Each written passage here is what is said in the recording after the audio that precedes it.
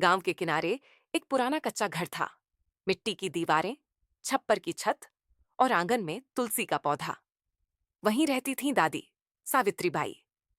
उम्र 70 के पार थी, बाल सफेद, लेकिन आंखों में चमक अब भी बच्चों जैसी। उनका बेटा और बहू कई साल पहले शहर चले गए थे। दोनों अब वहीं नौकरी करते थे। गांव की जमीन सालों से पड़ी पड़ी बंजर हो गई थी। लोग कहते, अब खेती में क्या रखा है दादी, सब कुछ तो मशीनों और शहर के लोगों के हाथ में चला गया। लेकिन दादी का मन मिट्टी से जुड़ा था। हर सुबह वे अपने खेत की मेड़ पर बैठ जाती, सूखी मिट्टी को हाथों में लेकर कहती, तू तो मेरी साथी है, बस थोड़ा पानी, थोड़ा प्यार मिल जाए, फिर देखना तू कैसी फसल उगाएगी। पहला कदम एक दिन उन्होंने ठान लिया, चाहे अकेले ही क्यों ना करना पड़े, वे फिर से खेती शुरू करेंगी।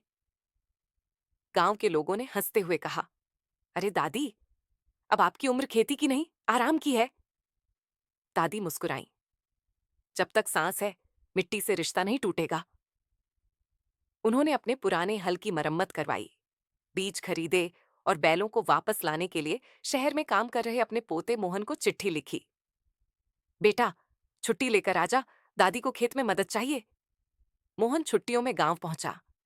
शहर का लड़का, जो मोबाइल और लैपटॉप में उलझा रहता था, खेत देखकर हैरान रह गया। दादी, ये सब अकेले कैसे करेंगी आप? दादी हंसते हुए बोली, अकेली नहीं हूं मैं, मेरे साथ ये धरती माँ है। नई शुरुआत अगले दिन से दोनों ने काम शुरू किया। सूरज की पहली किरण के साथ दादी खेत में होती, मोहन उनके पीछे पीछे। दादी ने सिखाया कि बीज बोने से पहले मिट्टी को आराम देना होता है।